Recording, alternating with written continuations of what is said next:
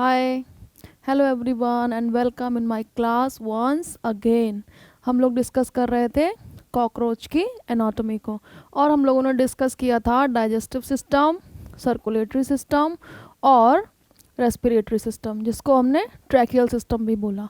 अब हम कॉकरोच की एनाटॉमी को स्टडी करते हुए आगे बढ़ रहे हैं, और हम स्टडी करने वाले हैं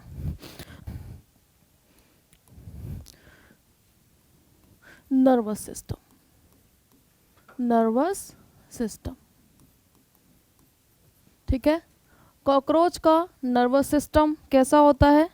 तो इसमें एक ventral double solid nerve cord होती है, और हेड रीजन में एक नर्व रिंग पाया जाता है, जिसमें कि और बॉडी के एब्डोमिनल रीजन में और बॉडी के थोरैसिक रीजन में गैंग्लिया प्रेजेंट होते हैं। तो देखते हैं कि एक्चुअल में कॉकरोच का नर्वस सिस्टम किस तरीके से हमको दिखाई देता है।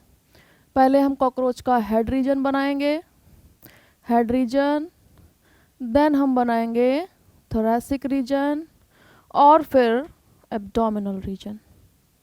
एब्डोमिनल रीजन कुछ इस तरीके से बनाएंगे। अब हेड रीजन में हम देखते हैं कि एक नर्व रिंग प्रेजेंट होती है। इस तरीके से नर्व रिंग है। इस तरीके से क्या है? Nerve ring. और यहाँ पर प्रेजेंट होते हैं गैंग्लिया।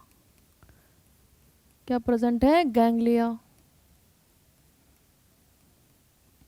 ये नर्व रिंग हो गई और ये हो गए गैंग्लिया।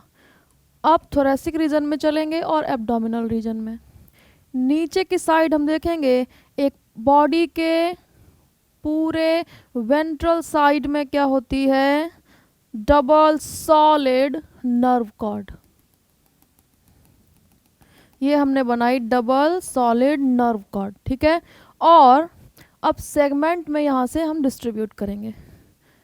ये पार्ट ऊपर का हो जाएगा थोरैसिक रीजन, और नीचे हो जाएगा एब्डोमिनल रीजन, ठीक है। अब देखो कितने सेगमेंट्स? 3। तो यहाँ पर बनाएंगे फर्स्ट गैंग्लिया, सेकेंड और थर्ड। 3 सेगमेंट्स थे, और यहाँ पर हम देखेंगे 3 गैंग्लिया प्रेजेंट हैं। और जब हम नीचे की तरफ चलेंगे तो एब्डोमिनल रीजन में कितने? 6। 1 2 3 4 5 और 6 गैंग्लिया कहाँ होंगे? एब्डोमिनल रीजन में, और 3 कहाँ होंगे? थोरैसिक रीजन में। तो टोटल कितने गैंग्लिया हो जाएंगे? 9, ठीक है। टोटल कितने गैंग्लिया? 9। अब हम इनको लेबल करते हैं। ये क्या है? Nerve ring. ये क्या है? नर्व रिंग है।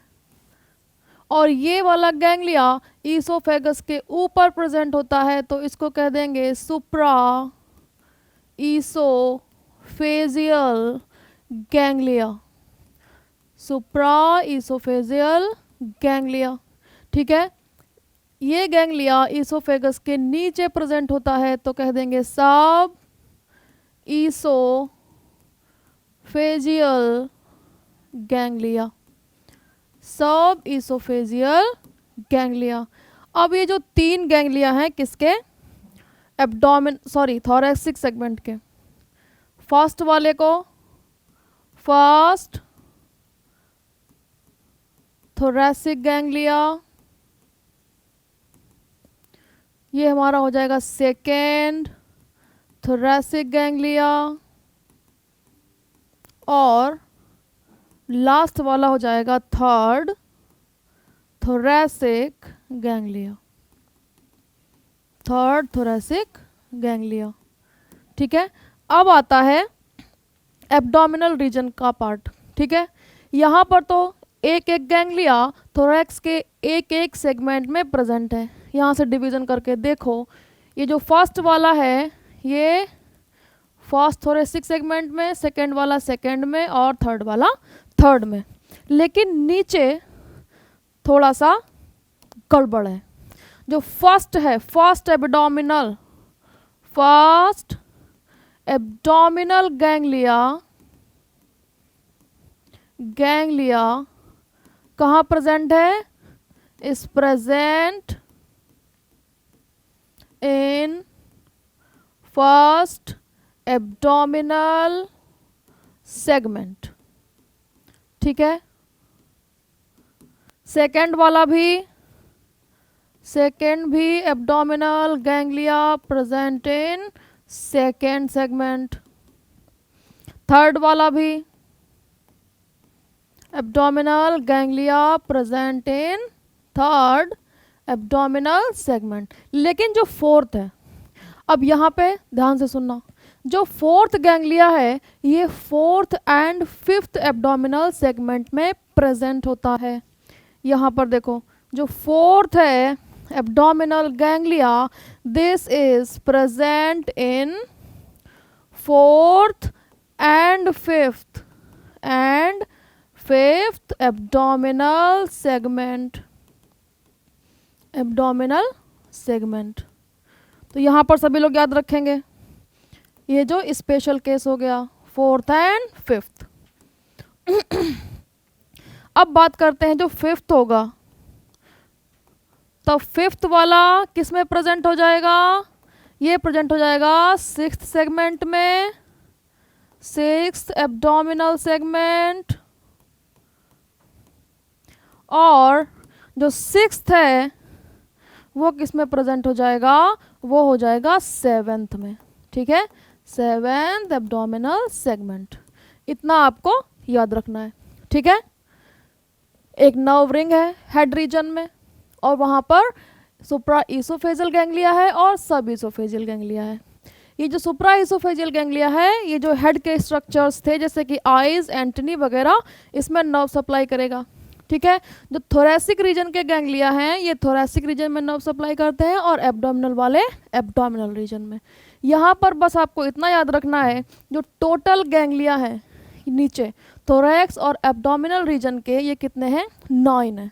6 एब्डोमेन में और 3 थोरैक्स में। जो यहाँ पर 6 गैंग्लिया है किसके? एब्डोमिनल रीजन के। इसमें फर्स्ट एब्डोमिनल सेगमेंट में है, सेकेंड में है, थर्ड में है। लेकिन जब फोर्थ गैंग्लिया की बात आती है तो हम देखते हैं कि ये फोर्थ एंड फिफ्थ सेगमेंट में प्रेजेंट होता है। तो जब फोर्थ और फिफ्थ सेगमेंट का पार्ट फोर्थ गैंग्लिया ने ले लिया, तो जो फिफ्थ गैंग्लिया है वो कहाँ हो गया? सिक्स्थ में, और सिक्स्थ कहाँ हो गया? सेवेंथ में। ठीक है, समझ पा रहे हो नर्वस सिस्टम कॉकरोच का? और यहाँ पर हम एक चीज़ और लेबल करेंगे, कॉकरोच की जो नर्व कॉर्ड है ये कैसी है? वेंट्रली लोकेटेड है, डबल है और सॉलिड है। ठीक है, वेंट्रली लोकेटेड है, डबल है और सॉलिड है। तो ये क्या हुआ? कॉकरोच का नर्वस सिस्टम। ठीक है, अब हम नेक्स्ट सिस्टम की तरफ बढ़ेंगे और बात करेंगे एक्सक्रीटरी सिस्टम की। बहुत ही सिंपल है और इसमें बहुत ज़्यादा कुछ आपको स्टडी नहीं करना है। एक्सक्रीटरी सिस्टम, जब हम डाइजेस्टिव सिस्टम पढ़ रहे थे तो हमने पढ़ा कि वहाँ पर एक स्पेशल टाइप के एक्सक्रीटरी स्ट्रक्चर्स थे जिनको हम कह रहे थे मालफिजियन ट्यूब्यूल्स।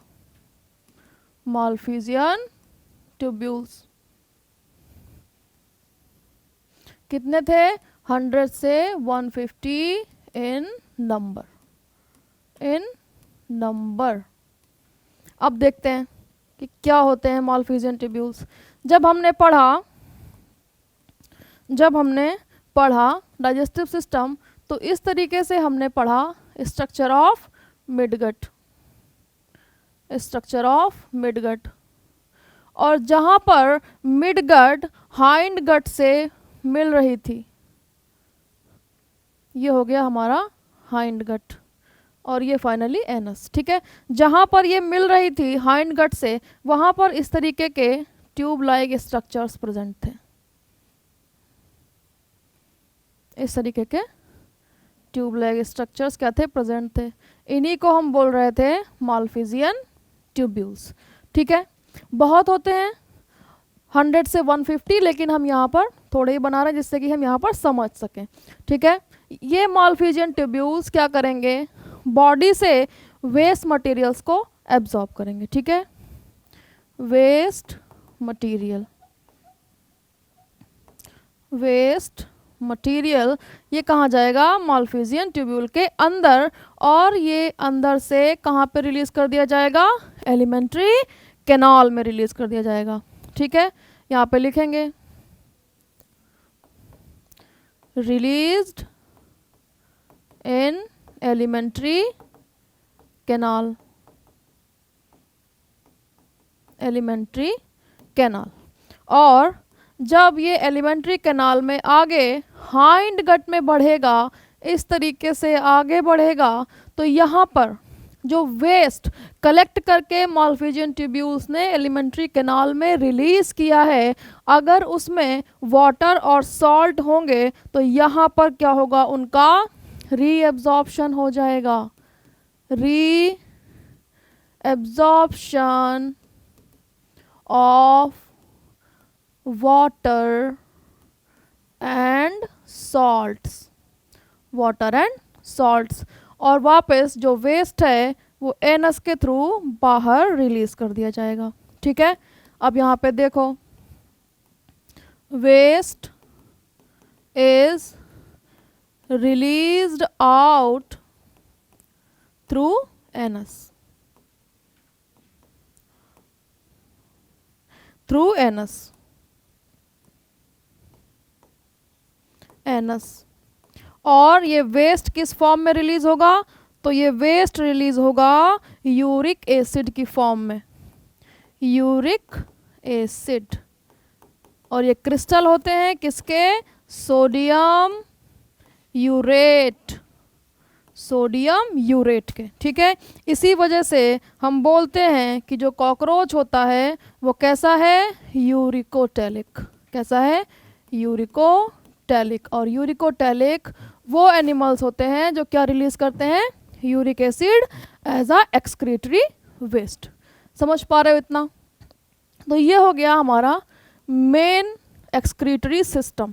अब कुछ ऐसी चीज़ें भी हैं, कुछ अदर बॉडीज़ भी हैं कॉकरोच में, जैसे कि फैट बॉडीज़, फैट बॉडीज़ ये भी क्या करती हैं, जो वेस्ट है उसको स्टोर करने का काम करती हैं, इनको भी हम पढ़ते हैं। और मेल्स में स्पेशल टाइप की यूरिकोज ग्लैंड होती हैं, यूरिकोज ग्लैंड्स, लेकिन ये किस में होंगी, only in males, only in males. और ये प्रेजेंट होती हैं, present near the male reproductive system, reproductive system. तो ये हो गया एक्सक्रीटरी सिस्टम। मेजरली एक्सक्रीशन होगा मालफिजियन ट्यूब्यूल्स की हेल्प से, जो कि एक्सक्रीटरी वेस्ट को कहाँ रिलीज करेंगे, एलिमेंट्री कैनाल में। और इसके बाद इसमें जो इंपॉर्टेंट वाटर एंड सॉल्ट्स वगैरह होंगे उनको रीअब्जॉर्ब कर लिया जाएगा, किसके द्वारा, हाइंड गट के द्वारा, और वापस इसको एनस के थ्रू बॉडी से बाहर रिलीज कर दिया जाएगा in the form of uric acid. और ये क्या होते हैं, क्रिस्टल्स होते हैं, किसके, सोडियम यूरेट के क्रिस्टल्स होते हैं। समझ पा रहे हो इतना? और कॉकरोच को इसी वजह से हम क्या कहते हैं, यूरिकोटैलिक एनिमल कहते हैं।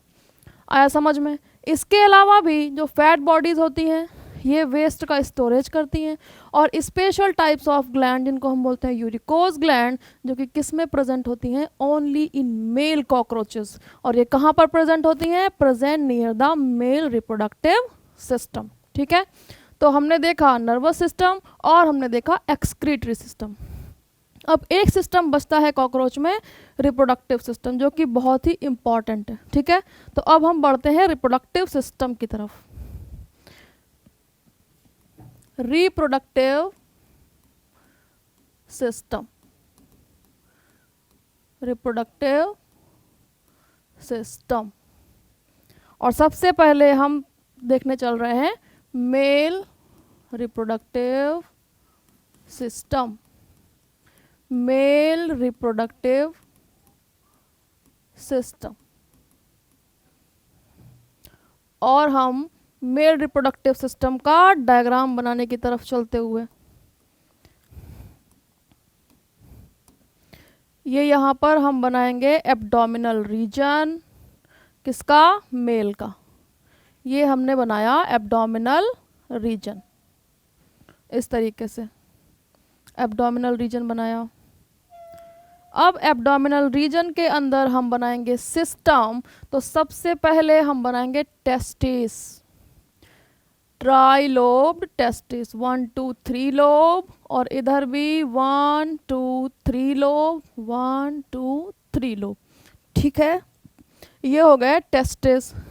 अब टेस्टिस के आगे हम बनाएंगे वास डिफरेंस। क्या बनाएंगे? वास डिफरेंस, एक इधर भी और एक इधर भी। ये हमने बनाई वास डिफरेंस।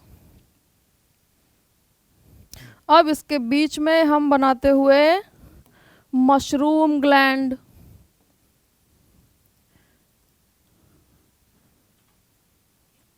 ये हमने बनाई मशरूम ग्लैंड की लॉन्ग ट्यूब्यूल्स। ठीक है, और इसके अंदर ही क्या प्रेजेंट होती है? मशरूम ग्लैंड की स्मॉल ट्यूब्यूल्स। ये हो गई स्मॉल ट्यूब्यूल्स। ठीक है, स्मॉल ट्यूब्यूल्स हो गई। अब हम नीचे बनाएंगे इजाकुलेटरी डक्ट, और बनाएंगे फैलिक ग्लैंड की डक्ट। इस तरीके से ये दोनों डक्ट्स हो गई। और ऊपर की तरफ हम बनाते हुए फैलिक ग्लैंड, ये हो गई हमारी फैलिक ग्लैंड। और ये हो गया हमारा डायग्राम किसका? कॉकरोच के रिप्रोडक्टिव सिस्टम का। और कौन सा? मेल। अब हम नीचे बनाएंगे फेलोमियर्स। क्या बनाएंगे? फेलोमियर्स बनाएंगे। इस तरीके से बनाते हुए टिटिलेटर, स्यूडोपिनिस, और फिर ये बनाते हुए राइट फेलोमियर, और देन हम बनाते हुए वेंट्रल फेलोमियर। वेंट्रल फेलोमियर। तो अब हमारा कंप्लीट होता है डायग्राम किसका? मेल रिप्रोडक्टिव सिस्टम का। ठीक है, अब हम इसको लेबल करेंगे। ये क्या हो गए? टेस्टिस। क्या हो गए? टेस्टिस हो गए। अब टेस्टिस कैसे हैं? दो दिख रहे हैं ना, दो दिख रहे हैं। यहाँ पर ऐसे इसको बंद कर लेते हैं। दो दिख रहे हैं ना, तो कैसे हो गए? Paired structure. अब टेस्टिस के बारे में लिखेंगे दीज आर पेयर्ड स्ट्रक्चर, और कैसे हैं? ट्राइलोब्ड हैं। ट्राइलोब्ड हैं। कहाँ पर प्रेजेंट है? तो बॉडी के 4th और 6th, यानी कि 4th एब्डोमिनल सेगमेंट से 6th एब्डोमिनल सेगमेंट्स तक प्रेजेंट होंगे। एब्डोमिनल सेगमेंट, और इनका काम क्या है? स्पर्मेटोजेनेसिस। स्पर्मेटोजेनेसिस। ठीक है, अब दूसरे स्ट्रक्चर की तरफ चलते हैं। दूसरा स्ट्रक्चर क्या है? तो ये है वास डिफरेंस। Vas deferens. और वास डिफरेंस कैसी है? पेयर्ड है। ये भी कैसी है? पेयर्ड स्ट्रक्चर है। पेयर्ड है, और इसका काम क्या है? Carry the sperms from testis to ejaculatory duct। ejaculatory duct। ये हो गई वास डिफरेंस। अब हम लेबल करेंगे किसको? मशरूम ग्लैंड को। ये क्या है? Mushroom gland. ठीक है, ये हो गई मशरूम ग्लैंड। अब इसके दो पार्ट्स हैं, एक है हमारी बाहर वाली ट्यूब्यूल जो हमने ब्लू से बनाई है, इनको बोलते हैं लॉन्ग ट्यूब्यूल, और अंदर है हमारी स्मॉल ट्यूब्यूल्स। ठीक है, लॉन्ग ट्यूब्यूल्स लिखेंगे, लॉन्ग ट्यूब्यूल्स। और लॉन्ग ट्यूब्यूल्स को बोलते हैं, लॉन्ग ट्यूब्यूल्स को बोलेंगे यूट्रिकुलाई, यूट्रिकुलाई मेजोरिस, यूट्रिकुलाई मेजोरिस। और अंदर हैं स्मॉल ट्यूब्यूल्स, ये हो गई स्मॉल ट्यूब्यूल्स, स्मॉल ट्यूब्यूल्स।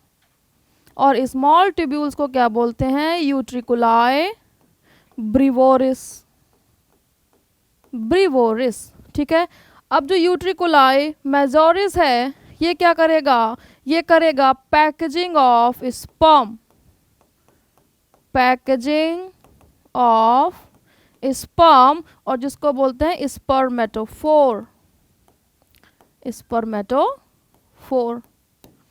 जबकि जो स्मॉल ट्यूब्यूल्स हैं ये क्या करेंगी, ये करेंगी adding of nutrition, adding of nutrition. हो गया इधर वाला पार्ट डन एंड डस्टेड।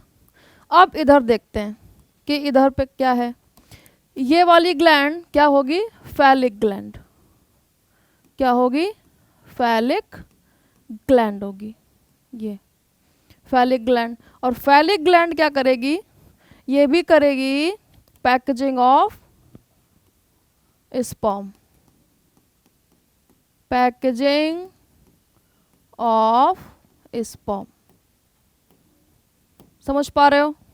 अब ये दो डक्ट्स आ रही हैं, एक है डक्ट फैलिक ग्लैंड की और दूसरी डक्ट है इजाकुलेटरी डक्ट।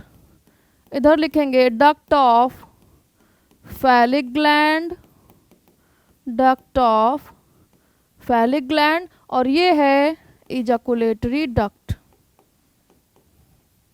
इजाकुलेटरी डक्ट। समझ पा रहे हो। अब यहाँ पर हमारा एक स्ट्रक्चर बचता है जो बैक साइड में होगा, जो बैक साइड में होगा फैलिक ग्लैंड के पास, जिसका नाम है seminal, seminal vesicle, seminal vesicle. और सेमिनल वेसिकल क्या करेगा, ये करेगा storage of sperms and formation of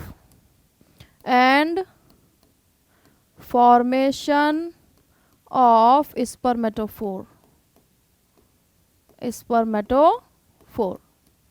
ये काम किसका हो गया, सेमिनल वेसिकल का। बन गया ना डायग्राम। अब आते हैं नीचे, नीचे की तरफ आएंगे तो क्या देखते हैं, ये तीन फेलोमियर्स हैं जो कि बहुत इम्पॉर्टेंट हैं। ये पूरे क्या हैं, फेलोमियर्स हैं, फेलोमियर्स। और इनको क्या बोलते हैं, गोनेपोफाइसिस बोलते हैं, गोनेपोफाइसिस, या फिर इनको बोलते हैं एक्सटर्नल जेनिटेलिया, एक्सटर्नल जेनिटेलिया। और इनका क्या काम होता है, तो इनका काम होता है, ये करते हैं हेल्प किसमें, in copulation, copulation and insemination, insemination, copulation and insemination में क्या करते हैं, हेल्प करते हैं। अब जो ये पिंक कलर से बना है, ठीक है, उसी कलर से लेबल करेंगे।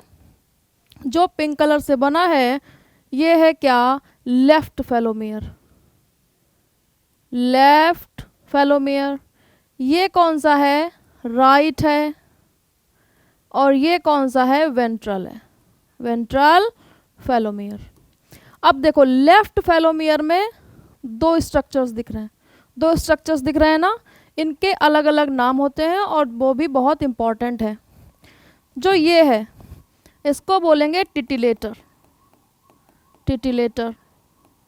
और ये इसको बोलेंगे स्यूडो, स्यूडोपेनिस, स्यूडोपेनिस।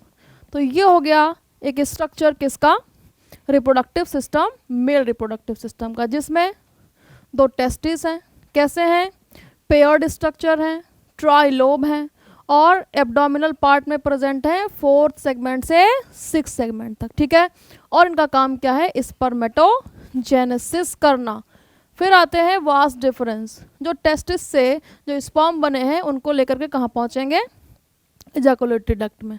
अब जो सेमिनल वेसिकल है वहाँ पर स्पर्म्स का स्टोरेज होता है, और क्या होता है, फॉर्मेशन ऑफ स्पर्मेटोफोर। अभी आगे बताएंगे कि स्पर्मेटोफोर क्या है, ठीक है। अब ये हमारी ग्लैंड है, कौन सी, मशरूम ग्लैंड, जिसमें बाहर की तरफ लॉन्ग ट्यूब्यूल्स प्रेजेंट हैं, जिनको हम क्या बोल रहे हैं, यूट्रिकुलाई मेजोरिस, और अंदर की तरफ शॉर्ट ट्यूब्यूल्स हैं या फिर स्मॉल हैं, जिनको हम क्या बोल रहे हैं, यूट्रिकुलाई ब्रीवोरिस, ठीक है। लॉन्ग ट्यूब्यूल्स क्या करते हैं, स्पर्मेटोफोर की पैकेजिंग, अभी बताएंगे जब स्पर्मेटोफोर बताएंगे। और स्मॉल ट्यूब्यूल्स क्या करते हैं, उनमें न्यूट्रिशन को ऐड करते हैं, ठीक है। सबसे इम्पॉर्टेंट पार्ट फेलोमियर्स, बहुत पूछे जाते हैं। एक होता है लेफ्ट, एक होता है राइट, और एक होता है वेंट्रल। इन तीनों को कलेक्टिवली क्या कहते हैं, एक्सटर्नल जेनिटेलिया या फिर गोनेपोफाइसिस, ठीक है। और ये करते हैं help in copulation and insemination, ठीक है। लेफ्ट फेलोमियर के 2 पार्ट दिख रहे हैं यहाँ पे। पहले को जो लॉन्ग वाला है उसको बोलेंगे टिटिलेटर, और ये है हमारा स्यूडोपेनिस। आया समझ में, इतना क्लियर है, ठीक है। अब बढ़ते हैं फीमेल रिप्रोडक्टिव पार्ट की तरफ। Female reproductive system, female reproductive system. और उसी तरीके से हम फीमेल रिप्रोडक्टिव सिस्टम का डायग्राम बनाते हुए, यहाँ पर ये एब्डोमिनल रीजन बनाया हमने, एब्डोमिनल रीजन, और यहाँ पर हम बनाएंगे ओवरीज। क्या बनाएंगे, ओवरीज। इस तरीके से होती हैं कुछ ovaries, this is the ovaries, ये ओवरीज हो गई, ठीक है।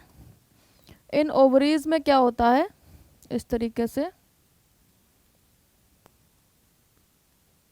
ये ओवेरियोल्स होते हैं। क्या होते हैं, ओवेरियोल्स, यानी कि पार्टीशन है। अब बनाएंगे ओविडक्ट, ये इस तरीके से ओविडक्ट, और ये ओविडक्ट आगे एक कॉमन ओविडक्ट हो जाएगी।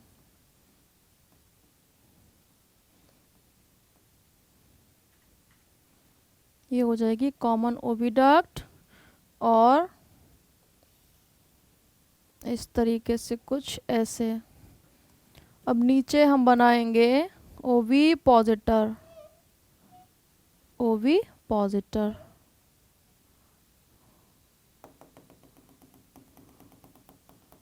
ये हो गया ओविपोजिटर, ठीक है।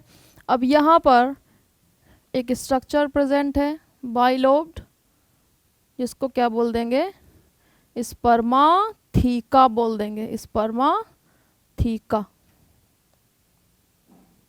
ठीक है।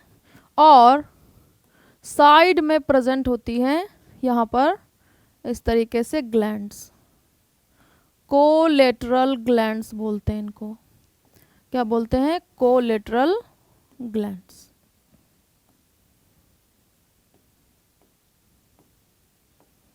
ये इस तरीके से, ये हो गया स्ट्रक्चर किसका, फीमेल रिप्रोडक्टिव सिस्टम का, ठीक है। अब हम यहाँ पर स्टार्ट करेंगे लेबलिंग और देखेंगे डिटेल्स।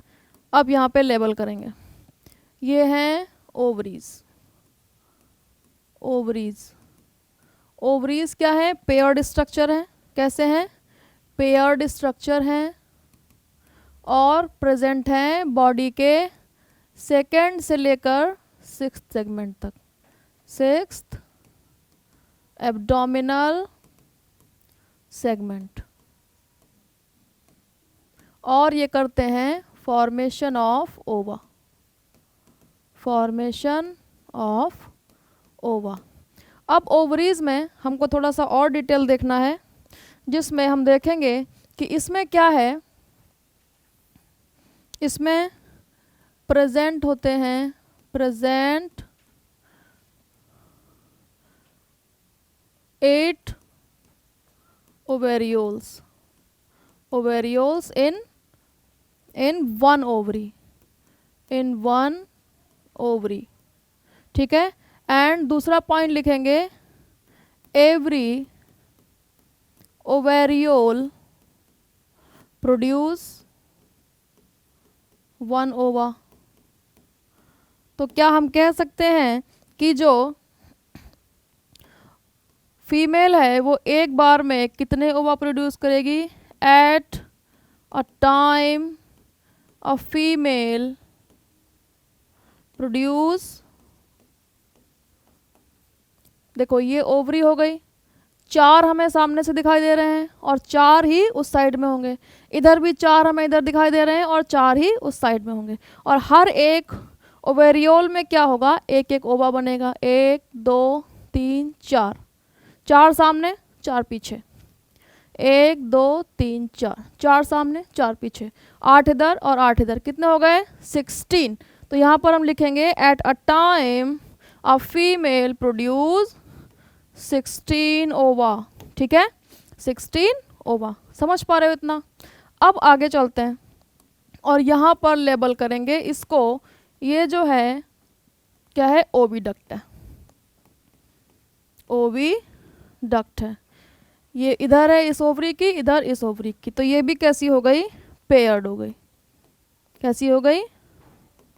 पेयर्ड हो गई। और इसका काम क्या है? कैरी ओवा, ठीक है। अब इस साइड देखते हैं, ये क्या हो गया यहाँ पर? कॉमन ओविडक्ट, कॉमन ओविडक्ट, और इसको वजाइना भी बोलते हैं। इसको क्या बोलते हैं? वजाइना भी बोलते हैं। अब ये जो स्ट्रक्चर है जो पिंक कलर का दिख रहा है, ये क्या है? This is spermatheca, spermatheca. और स्पर्माथीका का क्या फंक्शन है? स्पर्माथीका का फंक्शन है storage, storage of the sperms, storage of the sperms. अब ये जो ग्लैंड्स दिखाई दे रही हैं, ये एक ये और ये दूसरी ये, इनका क्या नाम है? इनका नाम है कोलेटरल ग्लैंड्स, कोलेटरल ग्लैंड्स। और कोलेटरल ग्लैंड्स क्या करेंगी? ये करेंगी फॉर्मेशन ऑफ ऊथिका, फॉर्मेशन ऑफ ऊथिका, ठीक है।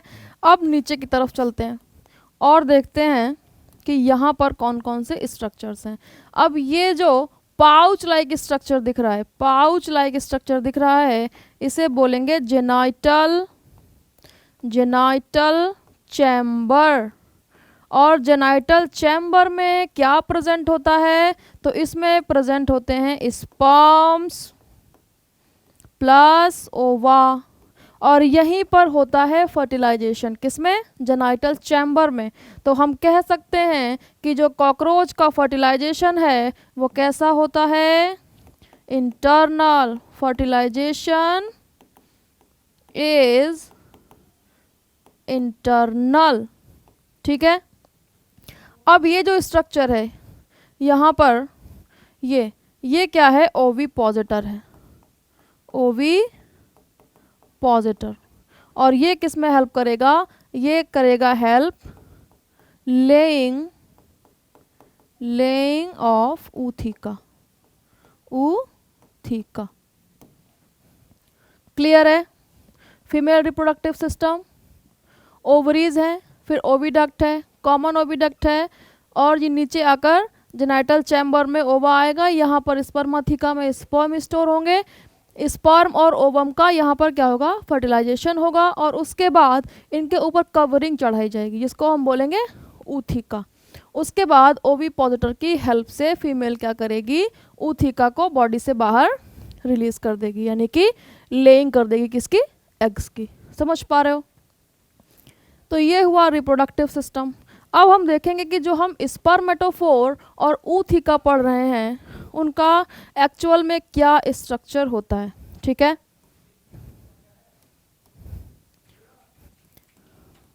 हम देखेंगे packaging of gametes, packaging of gametes. अब ये पैकेजिंग हम 2 टाइप्स की देखेंगे, पैकेजिंग ऑफ स्पर्म्स और packaging of fertilised egg, packaging of fertilised egg. ठीक है, अब ये जो स्पर्म्स की पैकेजिंग है ये कहाँ होगी, अकर्स इन मेल। लेकिन यहाँ पर भी एक इंटरेस्टिंग टॉपिक है, इंटरेस्टिंग पॉइंट है। अब देखो, जो हम लोगों ने सेमाइनल वेसिकल पढ़ा या फिर सेमिनल वेसिकल, वो क्या करेगा, स्पर्म्स को इस तरीके से अरेंज कर देगा और इसको बोल देंगे स्पर्मेटोफोर। स्पर्म्स को अरेंज कर दिया, स्पर्मेटोफोर हो गया ना। अब क्या होगा, इस पर पैकेजिंग चढ़ेगी, इस तरीके से पैकेजिंग चढ़ेगी। ठीक है, ये जो पहली पैकेजिंग है जो हमने मशरूम ग्लैंड पढ़ी थी ना, जो उसकी लॉन्ग ट्यूब्यूल्स थी जिनको कह रहे थे यूट्रिकुलाई मेजोरिस, तो ये जो पहली पैकेजिंग है ये होगी बाय यूट्रिकुलाई मेजोरिस। ठीक है, अब इस पर क्या होगा, दूसरी लेयर की पैकेजिंग चढ़ेगी, दूसरी लेयर चढ़ी इस तरीके से, दूसरी लेयर की पैकेजिंग चढ़ेगी और ये चढ़ेगी कहाँ पर, इजाकुलेटरी डक्ट में। ठीक है, ये थी फर्स्ट पैकेजिंग, फर्स्ट पैकेजिंग। अब यहाँ पर सेकेंड पैकेजिंग, जो सेकेंड पैकेजिंग है, second packaging by ejaculatory duct, ejaculatory duct. ठीक है, अब जब कॉपुलेशन होगा, जब क्या होगा, कॉपुलेशन, तब क्या होगा, जब ये इस स्पर्मेटोफोर को फीमेल की बॉडी में ट्रांसफ़र कर रहा होगा, तब मेल की जो फैलिक ग्लैंड थी उसके सिक्रीशन से ही इस पर क्या होगा, थर्ड पैकेजिंग चढ़ेगी। लेकिन ये पैकेजिंग चढ़ेगी फीमेल की बॉडी के अंदर जाने के बाद। स्पर्मेटोफोर को फीमेल की बॉडी में ट्रांसफ़र कर रहा था मेल कॉकरोच और सिक्रीशन आया फैलिक ग्लैंड से, लेकिन पैकेजिंग तब होगी जब ये कहाँ पहुँच जाएंगे, फीमेल की रिप्रोडक्टिव ट्रैक्ट में। समझ पा रहे हो? तीसरी लेयर ऑफ पैकेजिंग, ये हो गई तीसरी लेयर ऑफ पैकेजिंग। और यहाँ पर इसको लिखेंगे, यहाँ पर इसको लिखेंगे इस तरीके से, ये किसके द्वारा होगी, by phallic gland, by phallic gland. और ये कैसी है, थर्ड लेयर है, थर्ड लेयर है। लेकिन यहाँ पर इम्पॉर्टेंट पॉइंट ये लिखेंगे कि ये पैकेजिंग कब होगी, इनसाइड द बॉडी, या फिर बॉडी की बजाय हम लिखेंगे रिप्रोडक्टिव ट्रैक्ट। ठीक है, रिप्रोडक्टिव सिस्टम ऑफ फीमेल। समझ पा रहे हो? क्लियर है इतना?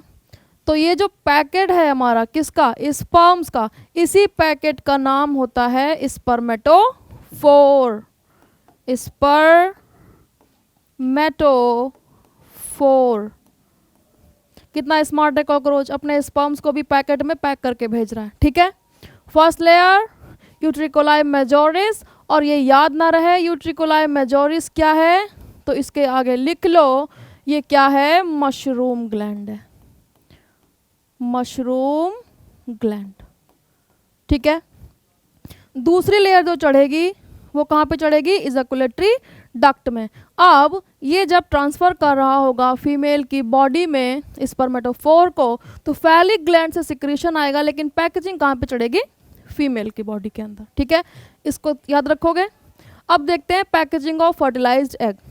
जो फीमेल का जेनाइटल चैम्बर था, जो क्या था, फीमेल का जेनाइटल चैम्बर, ये यहाँ पे ओवा आएगा, यहाँ पे स्पर्म स्टोर है, और यहाँ पे होगा फर्टिलाइजेशन। जब फर्टिलाइजेशन हो जाएगा तो कोलेटरल ग्लैंड्स की हेल्प से, कोलेटरल ग्लैंड की हेल्प से इसके ऊपर भी क्या किया जाएगा, कवरिंग चढ़ाई जाएगी, फर्टिलाइज्ड एग पे कवरिंग चढ़ाई जाएगी, जिसको बोलेंगे ऊथिका। ठीक है,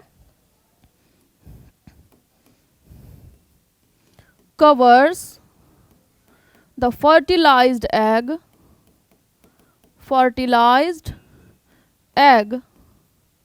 inside the body of female, inside the body of female, called as ootheca। ठीक है, तो जब फीमेल एग लेइंग करेगी तो क्या वो नेकेड एग को ले करेगी, नहीं, ऊपर से उसके कवरिंग चढ़ी होगी, जिसको क्या बोलेंगे, ऊथिका बोलेंगे। समझ पा रहे हो, फीमेल एक बार में क्या करती है, कितने एग्स लेइंग करती है, 14 से 16, 14 to 6 एग लेइंग करती है एक बार में, और ये होते हैं पैक्ड 9 से 10 ऊथिका के अंदर। ठीक है, 9 to 10 ऊथिका के अंदर। अब बात आती है डेवलपमेंट की। डेवलपमेंट इम्पॉर्टेंट है, और इसमें एक टर्म बहुत बार बार पूछा जाता है कॉकरोच के रिस्पेक्ट में, कि कॉकरोच का जो डेवलपमेंट है वो कैसा है, कॉकरोच डेवलपमेंट। तो यहाँ पर एक चीज़ हम पहले ही जान चुके हैं कि इसमें फर्टिलाइजेशन कैसा है, एक्सटर्नल, फर्टिलाइजेशन सॉरी इंटरनल है, और डेवलपमेंट कैसा होगा, डेवलपमेंट एक्सटर्नल होगा। ठीक है, निम्फ स्टेज प्रेजेंट होगी, निम्फ स्टेज प्रेजेंट होगी, और जिस डेवलपमेंट में निम्फ स्टेज प्रेजेंट होती है, इस टाइप को डेवलपमेंट को कहते हैं पारो मेटाबोलस टाइप ऑफ डेवलपमेंट,